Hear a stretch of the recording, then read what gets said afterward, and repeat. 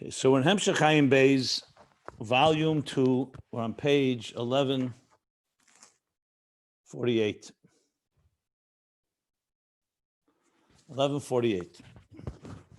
Just a little housekeeping before we go into it.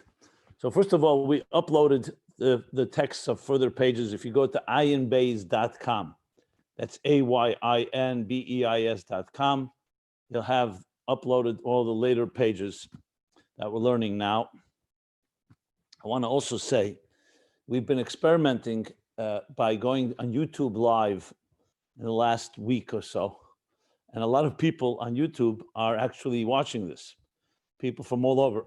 And I saw some of the comments, whether they're wondering whether I read the comments, and the answer is yes, I do see them.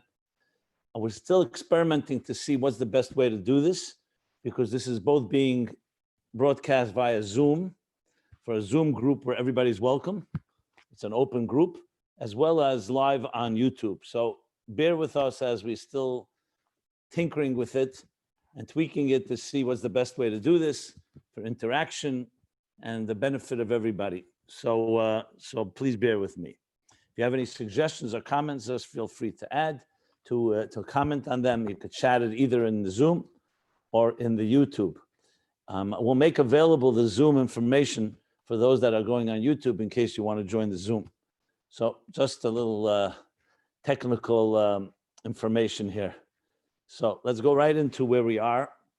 For those that are here for the first time or just coming to this class just in the last few days, we are studying, we'll call it the Mount Everest of Jewish mystical thinking, what is otherwise known as Hasidus, which is really contemporary Kabbalah.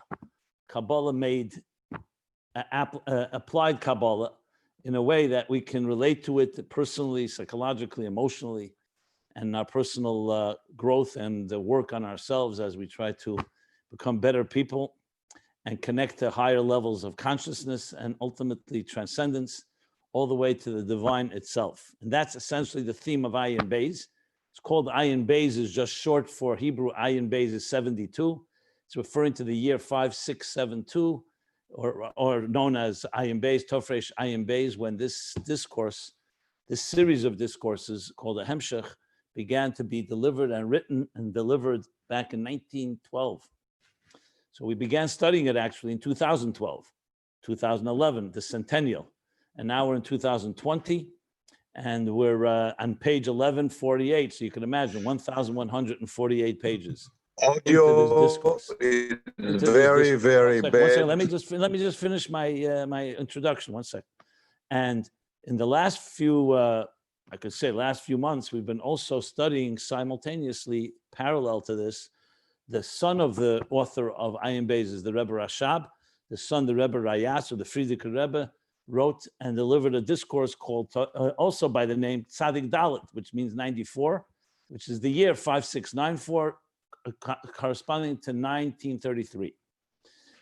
And this is what we're studying now, and I'll go into the actual subject matter in a moment. You wanted to say something? Somebody was commenting while I was speaking. Hello? Okay. So audio is very, very, very bad, and video I cannot see at all. Does anyone else have a problem with the video or audio? Not right this minute, no. I don't.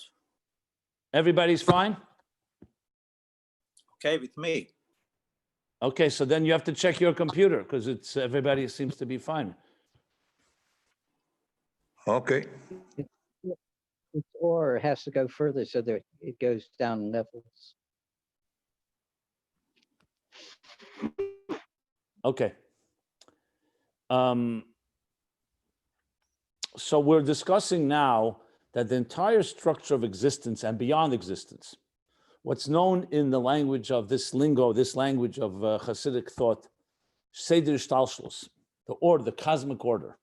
And he said, the Frierdiker Rebbe added, beyond the cosmic order, is structured in 3 stages, 3 steps.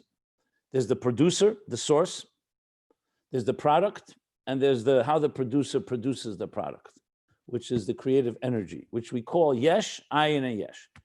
We've also broken down that the Ayin breaks into 2. being it's a channel, being it's like a highway, a bridge that connects the source to the producer to the product. And we say producer, we mean the essence of the divine, which is even beyond producer. But just as a matter of expression, the absolute true reality with our existing reality.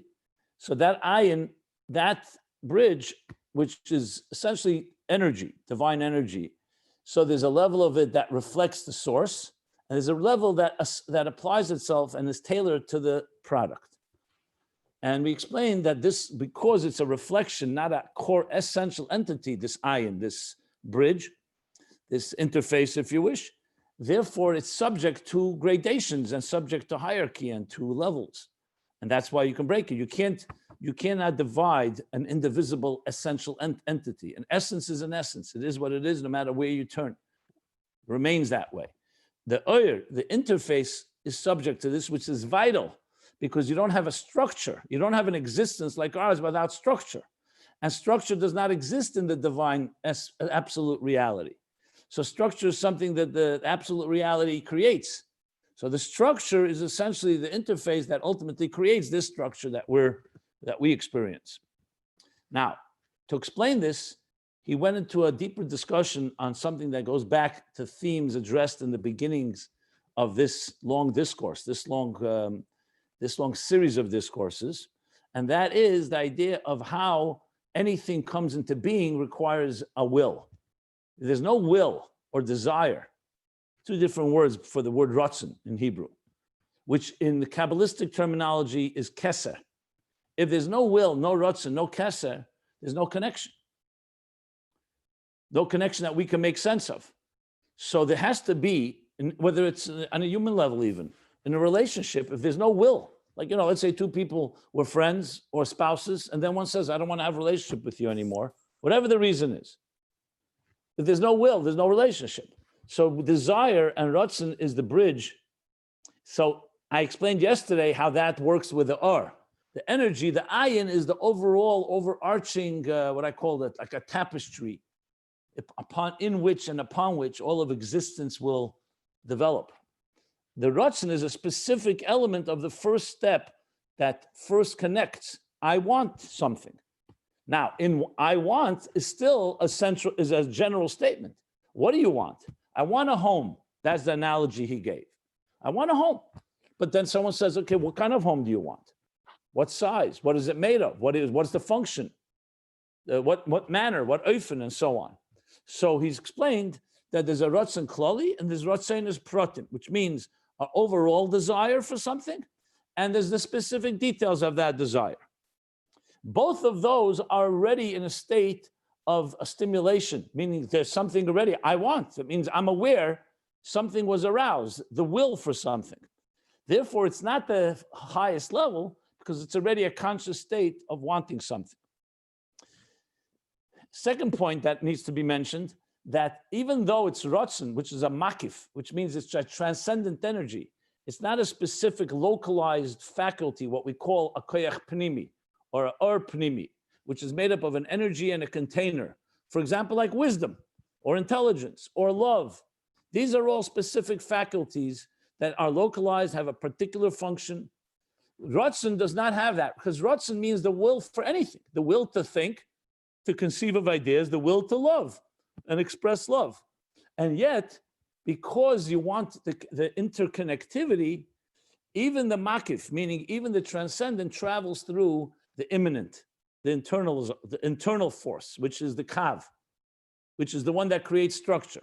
And therefore, it also assumes levels. That's why there's a desire for ak, Adam Kadmon, there's a desire for keser of Atzilus, there's Atzilus.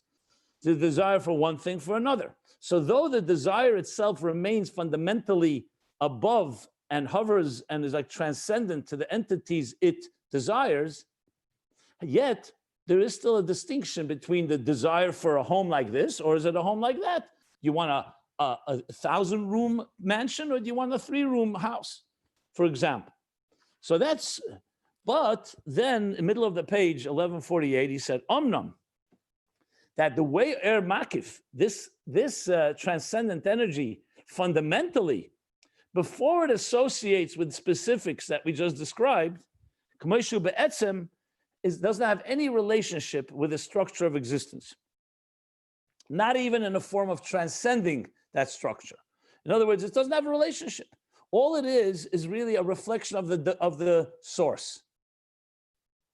So in other words, basically what he's saying is that there's a deeper dimension in the makif or the seviv, in that transcendent, that's not relating to existence. So you have now, just to sum it up for organization purposes, you have a pnimi, which means you have an energy that relates to and manifests within the structure of whatever the structure may be, specific details. The carpenter that comes and builds the wood and the panels in the house.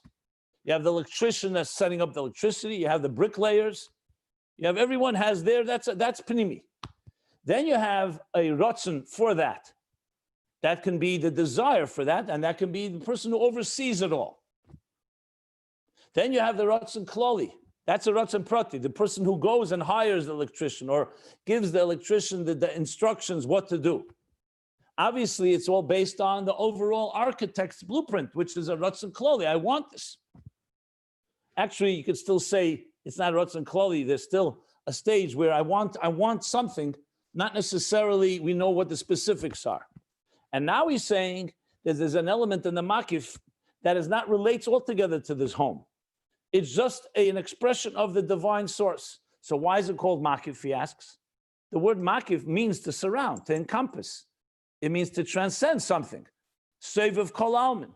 She explains that there's a meaning in makif that's not as it relates to something. It's more just to explain that it's removed. These are the words he used. Mashanikra er makif, it's really just coming to tell us that it's removed from us, from our existence. And he brings in the parentheses, makif de echezer, and I explained yesterday, I'm not going to go through that again, that there's a state that's become altogether removed from entire existence. And then, then in a lower stage, this comes down a level lower, and then it starts to relate to existence, still beyond existence. So I explained a bit to explain this, and we're not going to discuss it how it is in the cosmos, in the higher spiritual levels. I explained that, that's taking the example of the house. Before you have the desire for a home, there's still something inside a human being that wants to have a home. He's just not aware of it. Because it says a person is not complete without a home, whatever the reason is. So there's a state where it's not even aware of it. So a person is born with that innate need. But it could take 20, 30 years, who knows how long it can take till it becomes even in your mind, it begins to arise, oh, you know what? I'd like to have a home. We're talking about even a general ratzon klali. We're not talking about specifics. And it could take another half a lifetime until you actually determine what kind of home. And then until you build it. Yes, it could be faster, but no 2-year-old is talking about, I want to have a home. One second. Let me just finish the sentence and then I'll take the question. So that means there's a state in every entity that you can't even say, can everybody mute because there's a background? There's a state that you can't even say relates yet to anything. You say the etzem hanefesh, the core soul of a human being,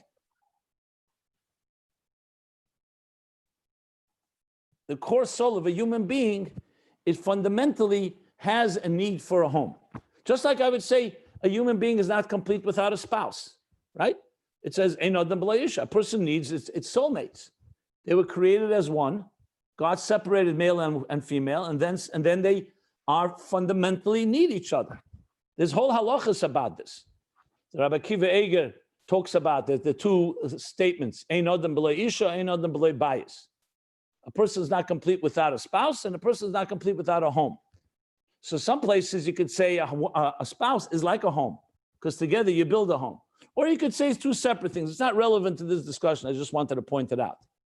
So does a person feel when they're 1 year old or 2 years old or 5 years old or 10 years old, they're not complete without a spouse?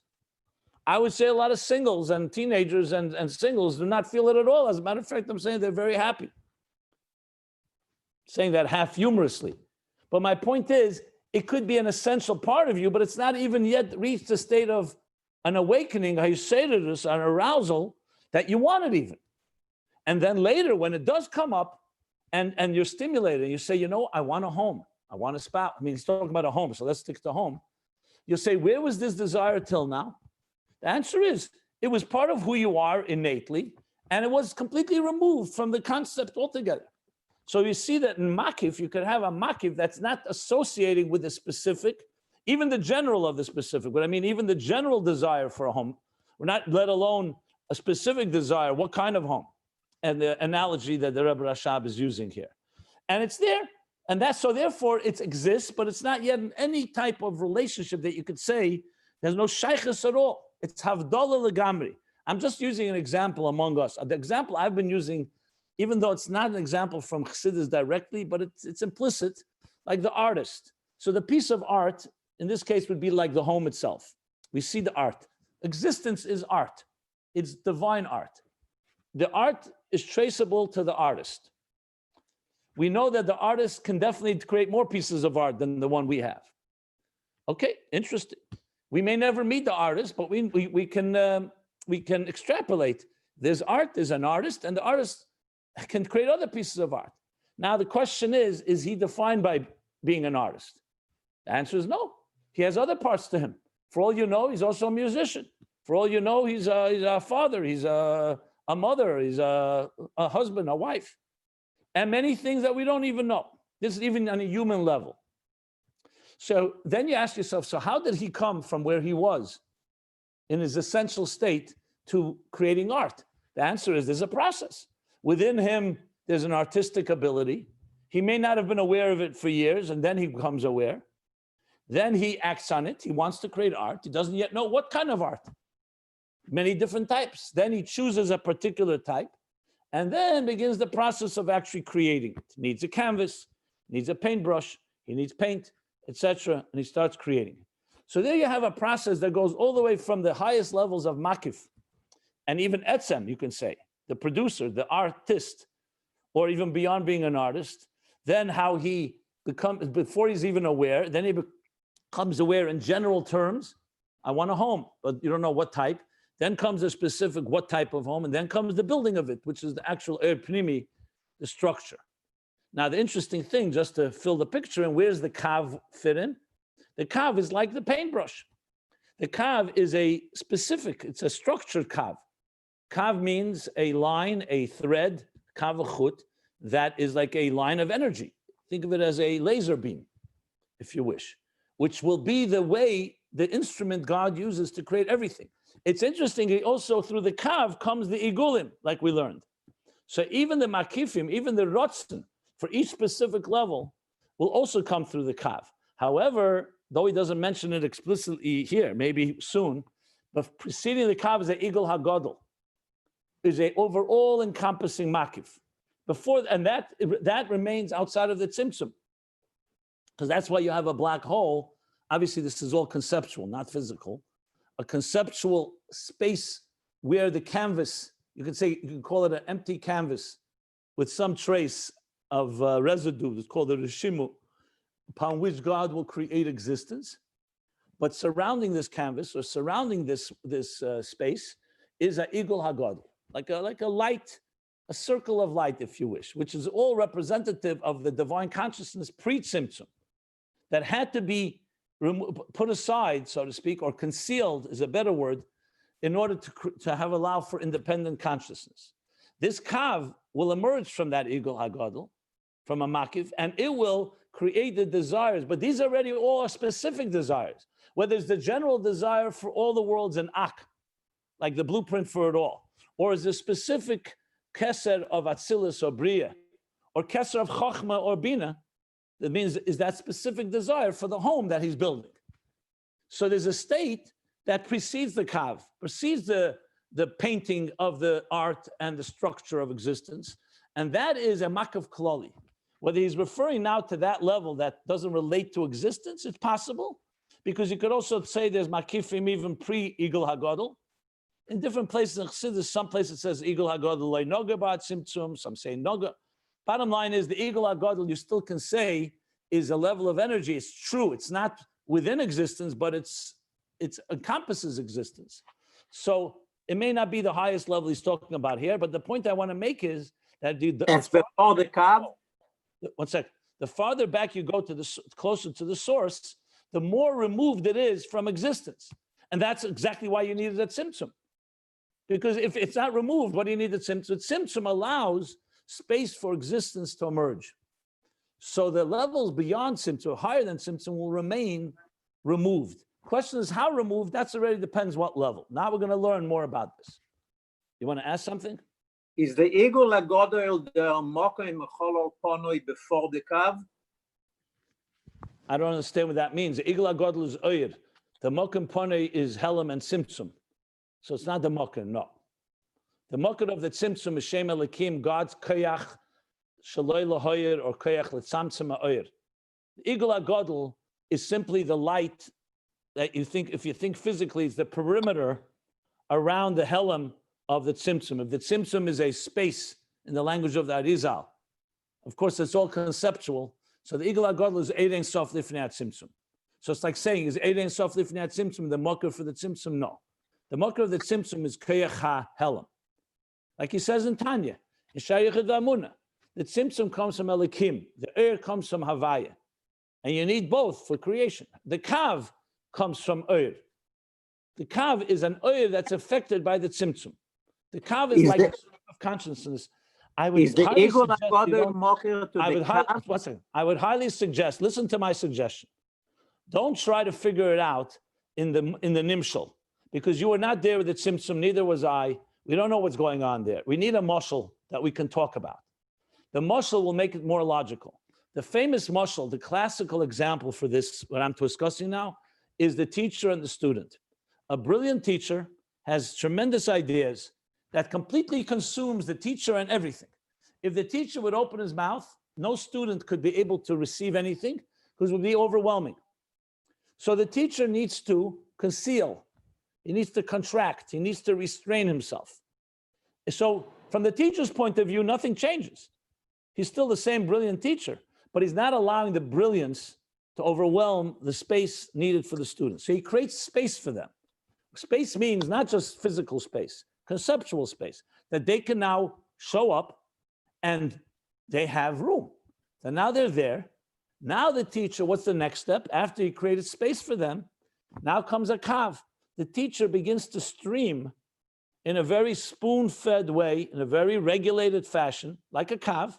He starts streaming light and seichel and intelligence to the student in ways that they can receive.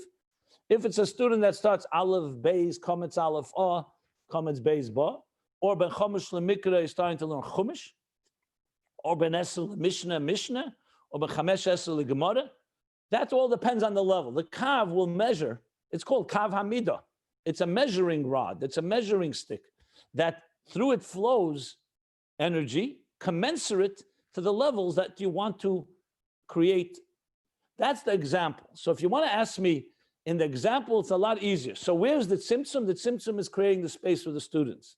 The Kav is the stream of consciousness to the students. The Igul HaGadol is the brilliance that's in the teacher. The teacher is aware of it, but he's not allowing it to impact the students. So it remains within the divine source, you can say.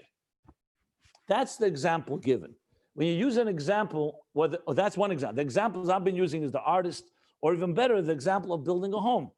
It's much easier to talk about the example than about the moral, because the moral is the example will help us understand. So if you have a question, just ask yourself, what is the mashal for that I can relate to? And then you'll figure it out. Or if not, ask me and I'll be happy to answer. Just giving you the process of how to internalize this in a way that makes sense. Because without it, it becomes just an abstract idea. You don't want to just memorize words. There's an Igul HaGadol, there's Eid Ein Sof Lifnei Tzimtzum, there's a Kav. You have to personalize it to our lives. That's what Chassidus does so brilliantly. The Alter Rebbe gave Mishalim Gashmi, physical examples. And furthermore, the examples are not examples. They're actually the evolution of the Nimshal into words that we can relate to. So the Moshel is actually the Nimshal in a Lavush. So we're not just giving outside examples. The examples are what God, the way God created that way we build homes is exactly how he built his home, the world, this existence. So it's Thank actually you.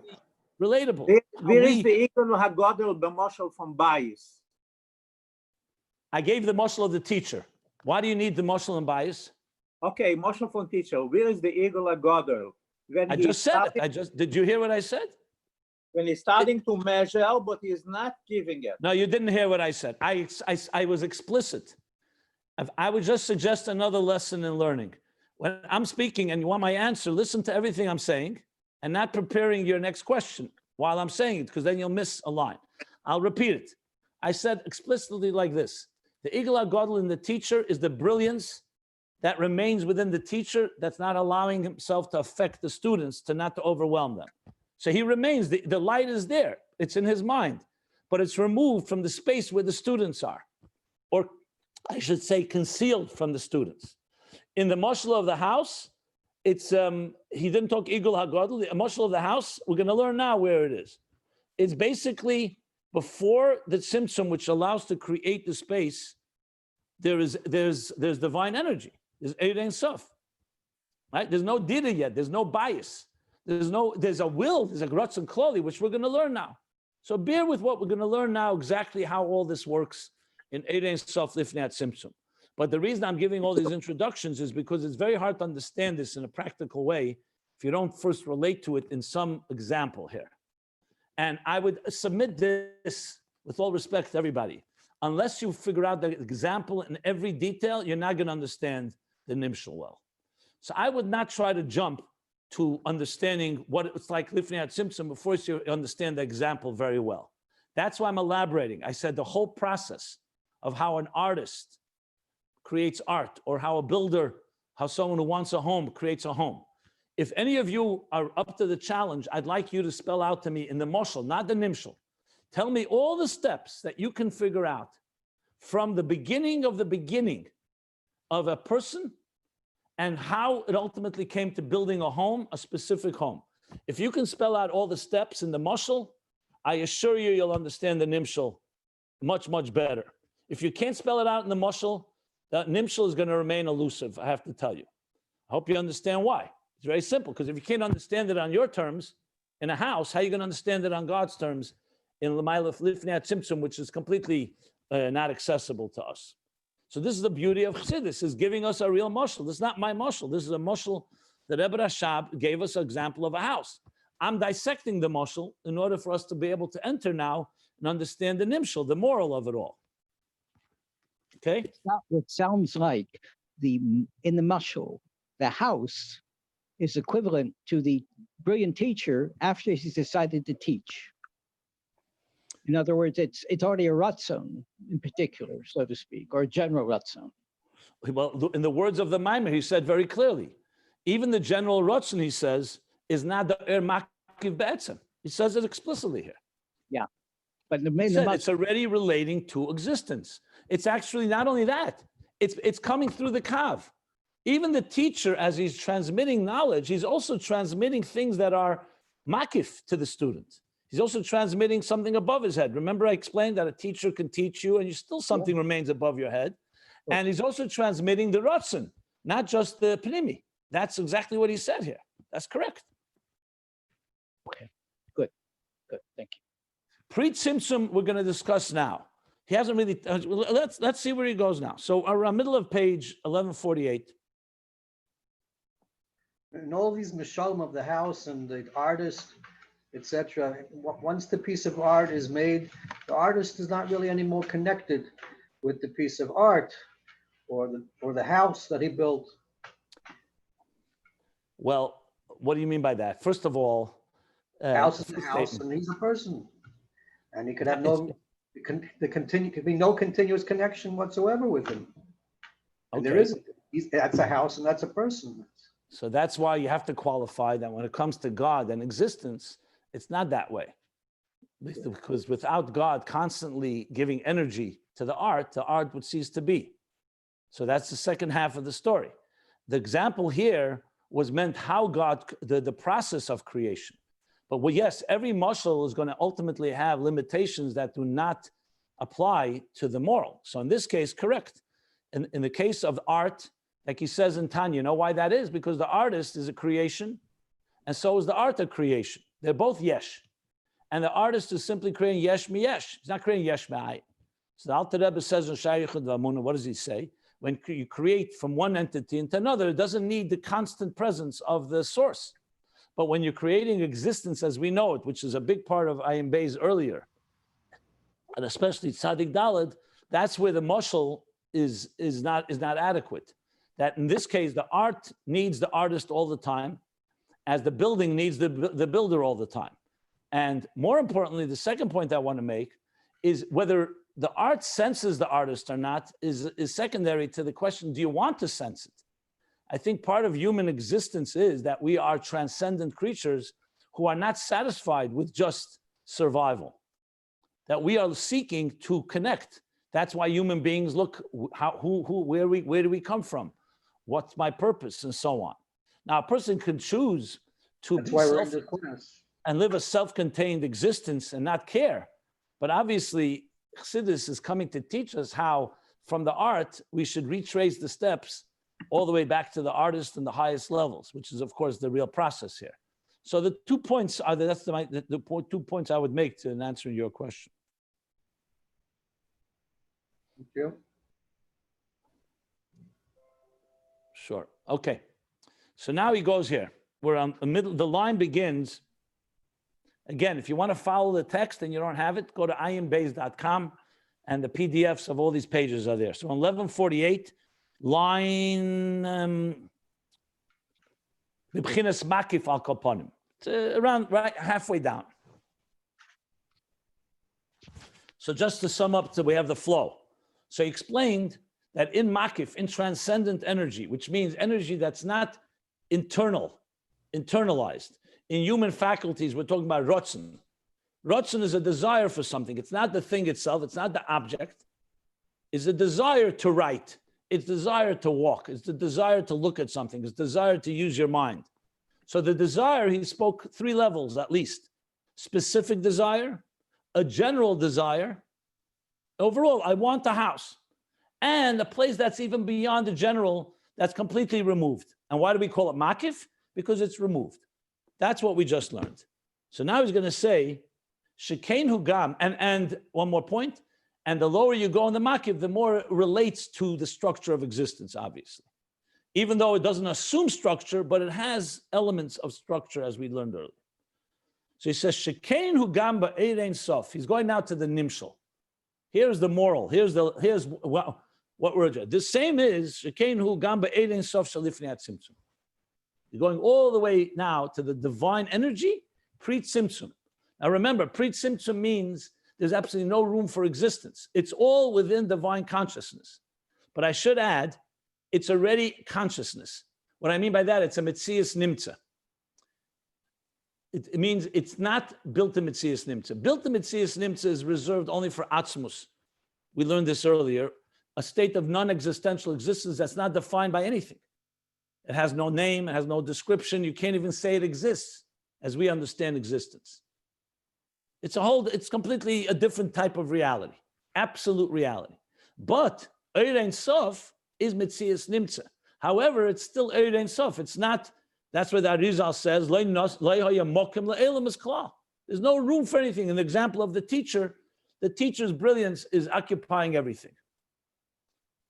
So obviously all this is conceptual because right now there's Eir Ein Sof Lifnei Atzimtzum and there's Eir Ein Sof La'achrei Atzimtzum and there's a Kav. So this is perpetual.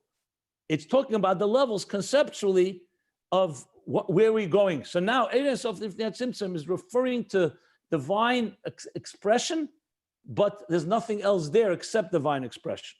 So he says, Eir Ein Sof Lifnei Atzimtzum, the Atzmus Eir Ein Sof, the core of Eir Ein Sof, it's not beged, it's not just ein shaychus, he says. It's not even in the realm of a relationship. Because all it is a reflection of Atzmos. All it is a reflection of the source. You could ask the question, why do you need it? Why does he need it? So we've learned why. Because this is going to be the tapestry, or this is going to be the backdrop in which all of existence will develop. And the second thing is Ein Sof also creates bittul. The highest levels of Ein Sof will be the source of bittul through existence. But the nature of Eir, all it is a reflection of the source. Think of sunlight, just as an example again. It has its limits, it's not a perfect example. Does sunlight have any relationship with this world?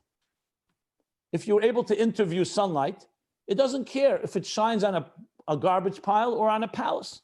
All it is an expression of the sun. The sun gives off light. Light has many properties, warmth, different rays, X-rays, ultraviolet, infrared, etc., etc. It shines. The light has no relationship. It doesn't speak to us like, oh, tell me, what kind of light do you need today? That's what Chassidus says. Shefa is different. Shefa is a teacher and a student. The teacher looks at the student and says, let me ask you what you need. I will tailor my light to you. The Eir Makif of Eir HaShemesh, and again, only in this part of the example, there are many things it's not a good example. First of all, God can't be compared to a sun, as we learn the Moed. But for this point, Eir, all it is reflection of the source. It's completely removed from existence. Now, when I say removed, it doesn't mean it doesn't shine here. Obviously, it shines, and without it, we would have no life. We'd have no heat, and we'd have no warmth, and we wouldn't have growth. That's not the point. The sunlight comes down, but the sunlight is not interested, doesn't have to engage with existence. So, just as a moshel, altogether not. So there's a lot of words here. Geder, shaykhis, and klal. That's how much he negates. So it's not even in the realm of a relationship. Is it still considered to be within Atzmos, or is it outside of Atzmos, so to speak? First of all, nothing is outside of Atzmos, so we can't speak about outside of Atzmos. All you could say, it's not Atzmos, but it's not worlds either.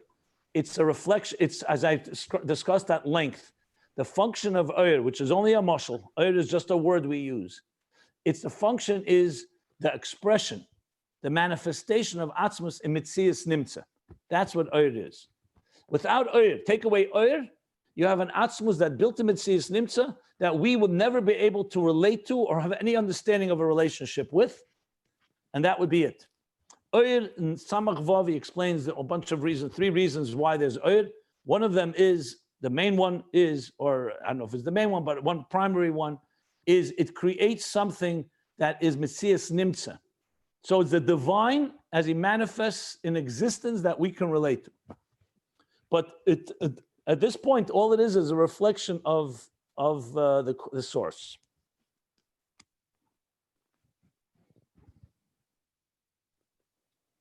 I have to say this again and again. Let me say this.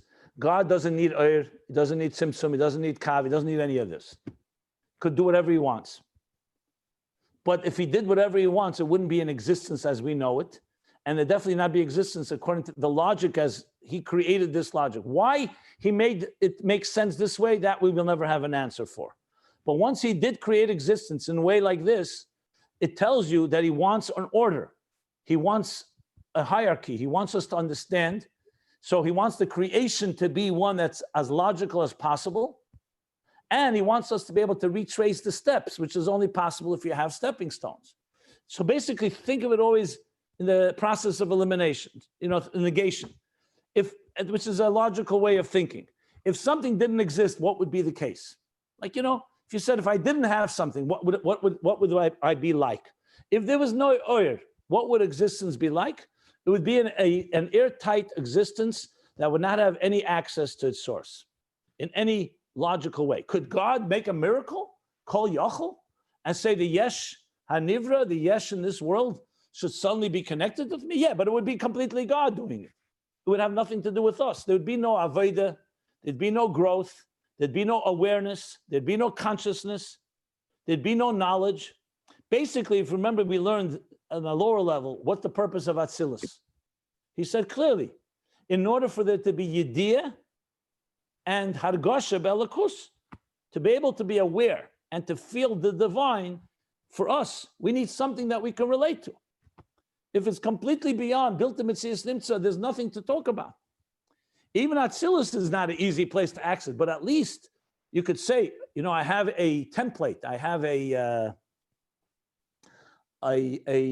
prototype, or I better say, an archetype of something of perfection. Chachma of Atzilus, perfect Chachma. Chesed of Atzilus, perfect love.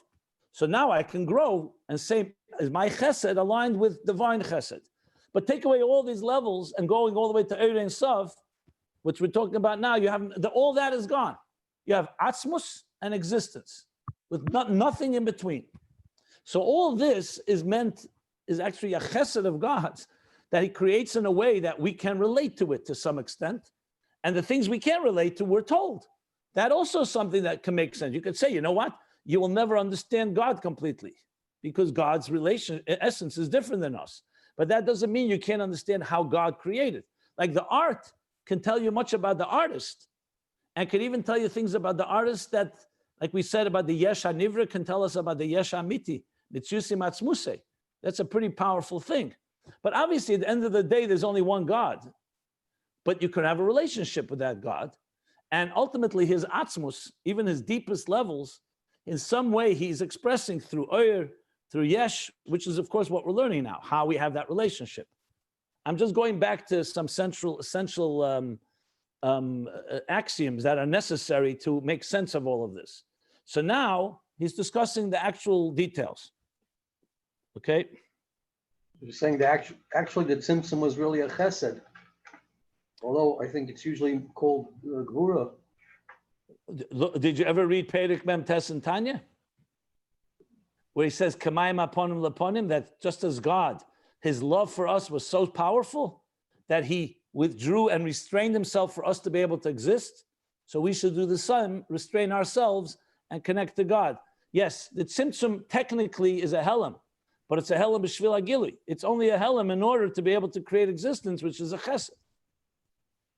Yeah, the Tzimtzum is not it's not an end in itself. It's the teacher, it's like a parent restraining and letting the child begin to learn to walk on their own. So you could say someone says, hey, why don't you help the child not fall? So technically, yeah, right there, it sounds like a restraint in order it's a concealment, but it's truly a chesed. Of course it's a chesed. It's a gvura sheba chesed.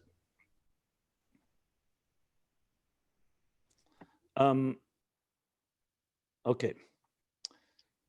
So this is the level that he's comparing to the makif that's completely removed from existence. English, geder begeder shaychus el elam is klal. Now he goes in Eir Ein Sof itself.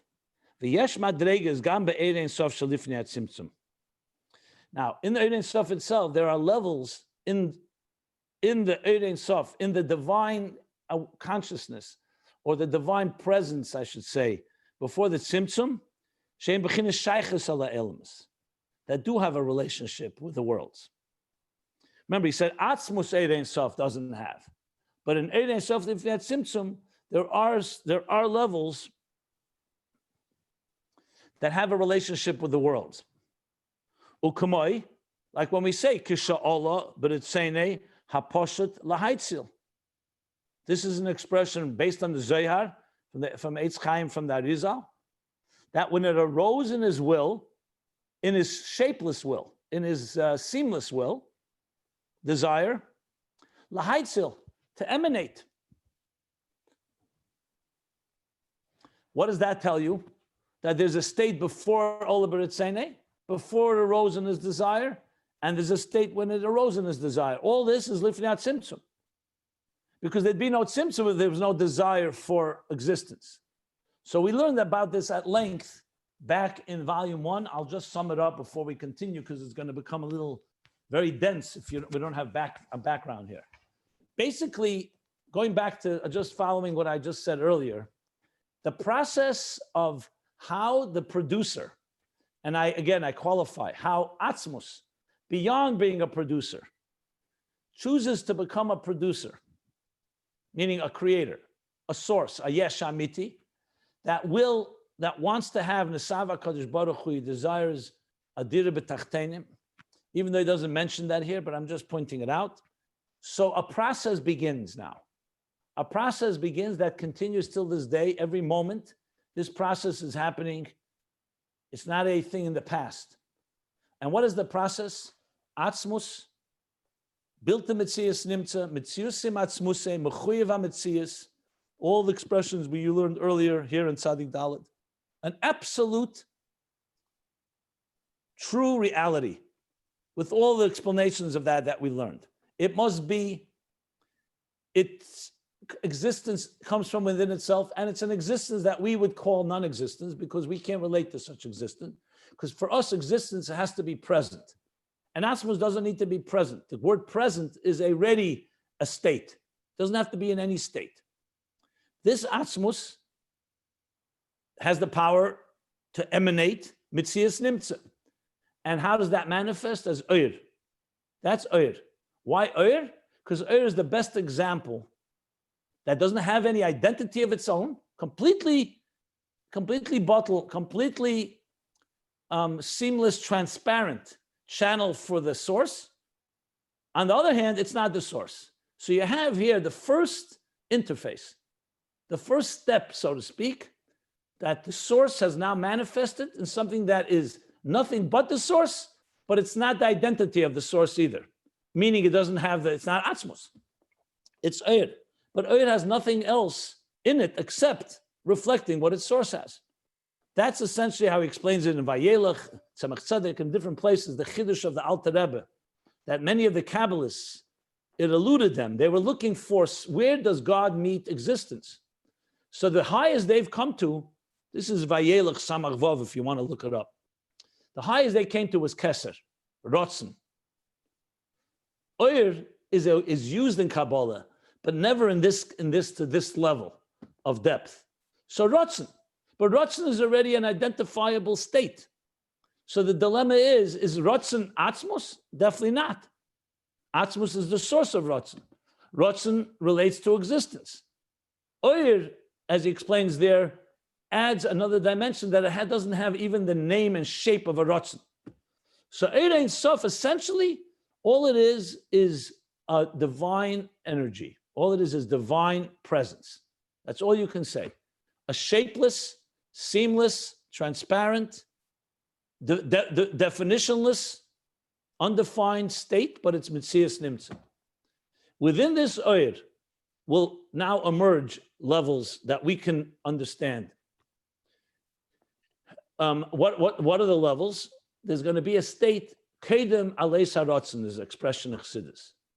It's not yet a desire, because it's not yet become a defined. Sometimes it even says, we learned this in the first volume in Ayin Beis, that even God himself is not aware of it. So you'll say, what does that mean? How could you say that? You could say that about a human being. We're not aware. How could you say God's not aware? He says, because it's above awareness. Awareness is already a yerida. It's already a manifestation. So there's a state. Does God have to be aware of himself? No. By us, awareness is a whole big thing. I'm aware or I'm not aware. Consciousness and awareness itself is a state of manifestation. So there's a state where God has everything. He has the capacity and the yechelis to want something, but it's not yet been defined in the desire. That's similar to what I described before, that the Etzem HaNefesh wants to have a home, but it's not yet the form, and there's not conscious of it yet. It's just there. Then comes a state of Alei Sarotzen. All of it saying, as we just read, it arose. Now you have to ask yourself, what do you mean it arose? A moment before what was there before. So that's why I said it's not in time. It's levels, conceptual levels. So if you remember back around the 200 pages back here in volume 2, whole discussion with Kamayim Aponim Laponim, how God envisions existence. But there's a level where he doesn't envision it yet. That's why I go back to the example of the home and the artist. There's a level of us wanting, a human being wanting a home, but you're not yet aware at all that you want it. You're born with that innate need. Obviously with God, it's not a need, but it's innate in that sense. And then there comes a point where you become aware of that which is within you. It's like a talent. How many talents and skills do we have that for many years was completely dormant and you didn't even know it existed? Then it emerged, often by accident, if there's such a thing. And how many right now? How many skills and talents do you have right now that you're not even aware of? So awareness is not the beginning and end of everything. Awareness you need to have. If you want to implement it, you need to be aware, and then you need to execute, to bring it into action. But something can exist before you're aware of it. So this all is a logical procession, a logical process. So first beyond will, then the artist now wants it. So that's what he's explaining now. He was not aware and not aware in a sense. Excuse me? What? He was not aware and not aware. Yeah, you could say that. Correct. Or the word aware is not yet a vocabulary. It's not a language yet. It's a state that happens next. Now, So you could ask, why do we need all these the numbers? But oil these- in sof, not in the atmos. Koidem aloy sarotzen, that is not aware, is in the oil, not in atmos. in Atmos, you don't speak about any levels altogether. I made that very clear. Everything is in Eid. He says in Eid Ein Sof. That's not because Atmos is aware, because Atmos is altogether not aware, not aware, not aware. You don't talk that language altogether in Atmos.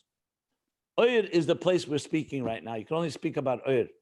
Now, the reason for all these levels is because this allows us to relate to God on the divine transcendence on many levels, not just relate to him as he manifests and relates to existence, but also has how he's beyond relating to existence.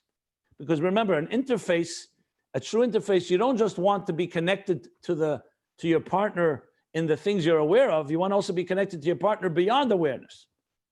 So we want to connect to the divine, even beyond divine conscious and awareness.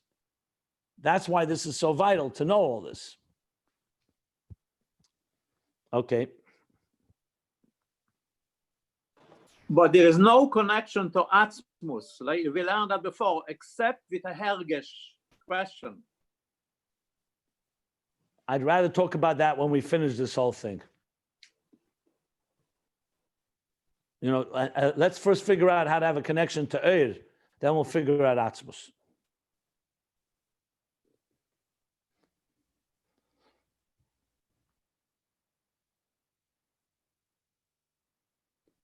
Just one line answer. The answer is yes, we can have a relationship with Atzmos, but you have to go through Eir. There's no way around that. Okay.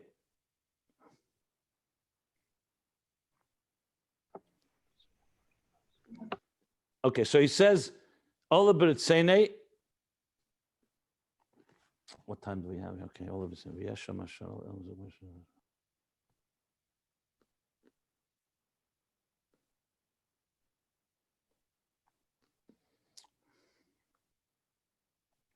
I'll just read a few more lines, but they're going to need a lot of explanations. So I don't know if we can explain it all, but let me just say this. It says, V'yesham. So now we have a level, Atzmos Ein Sof, beyond relationship altogether. Then he says, in Ein Sof, you have levels, and one of them has relationship to Rotzen.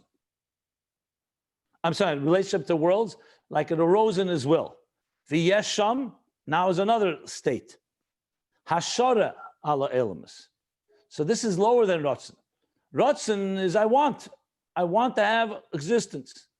Now Hashara means I'm going to envision what existence is like. Hashara, gonna be Messiah.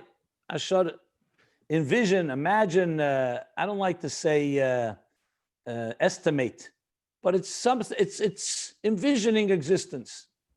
Hashara ala elamis ukamoi sheshir ba'atzmei bekeach. Here, shir asmei bekeach means either he allocates or he envisions. We've translated it a different way. Shir asmei bekeach technically means that the artist is beginning to prepare and allocate resources. Bekeach, not technically in actuality, but shir asmei bekeach could also mean that he's Messiah, meaning he's imagining, but he's definitely thinking about that which he's going to create. And he's preparing and allocating resources toward it. Shir asmei bekeach. So this is not just the rotzen that he wants it, but he actually is allocating, he's envisioning. These are the best words I come up with. If someone has a better translation, by all means. Harigam. So we have here now two levels after the etzem. There's the essence, which is completely beyond. There's a relationship with the worlds, first through desire and now through allocating or through envisioning and allocating. Harigam masha'enu b'chinas shaychus klal le'ilmus. What is all this doing? That even the levels that are not have that have no relationship, that are not on the level of a relationship at all with existence, with the worlds, dahainu b'chinas hapnimi, because pnimi is already an energy that enters into existence. So we're talking about levels that are beyond pnimi, they're beyond existence. Bo b'chinas shaychus are coming now into a state of relationship, ub'chinas makif ala ilmus. So we're talking about Ein Sof Be'etzem is removed from the whole thing. But that then manifests in levels that begin to have a connection. So he's essentially saying that even levels that were completely beyond are now beginning to relate. First through Ratzon, desire, then through envisioning and allocating.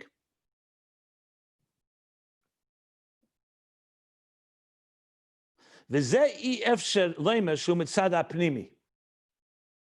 now the Rebbe Rashab essentially is qualifying. He says maybe he doesn't have a relationship. Maybe the Pnimi is causing it to have a relationship. Remember before we said the Kav, which is a Pnimi, an internal energy, is causing the Makif to have some type of relationship and structure. So how do you know this is not from the Pnimi? He says you can't say it's from Mitzad Pnimi. Because we're talking about levels that a Pnimi doesn't yet relate to. There's no Pnimi yet. This is all Ein Sof. That's only a reflection of Atzmos. There's no yet anything that you can call internal energy. So you have to say that in the Makif itself, there's a certain process as it moves closer from the source. It moves farther from the source, meaning from its lack of relationship to having some relationship. That's what he just said now. But he's going to explain this, and this we'll stop here.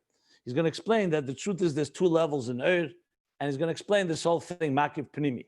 Because you could make the argument, how do you know? Maybe Atzmos, just like he willed, or willed is not the right word, just like he emanates Ein Sof that has no relationship, maybe he also emanates Pnimi, all the way in the highest levels. So we're going to understand this shortly. He's going to explain this. So be patient. So we'll stop here. Okay, 2/3 of the way down on page 1148. Anybody have any questions that you want to ask? Okay, we'll stop here.